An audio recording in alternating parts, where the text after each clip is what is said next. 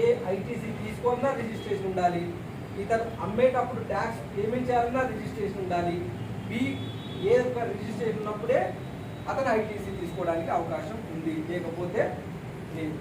So legal recognition as a supplier, legal authorization to collect the taxes from recipients, allowed to claim credit of taxes paid on inward supply, legal authorization to pass on the credit on outward supplies. అంటే నేను కొనుక్కున్నప్పుడు ITC తీసుకోవాలన్నా, నేను అమ్మిన తర్వాత నా దగ్గర ఎవరైతే కొనుగోలు చేశారో ఆ వ్యక్తి ఐటీసీ తీసుకోవాలన్నా నాకు రిజిస్ట్రేషన్ అనేటువంటిది కలిగి ఉండాలి.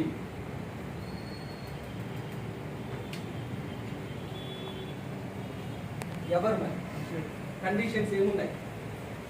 ఎవరు రిజిస్ట్రేషన్ తీసుకోవాలి? Persons liable for registration every supplier whose aggregate turnover is 20 lakhs. 10 lakhs in special category states. Special category states అంటే like Jammu and Kashmir, north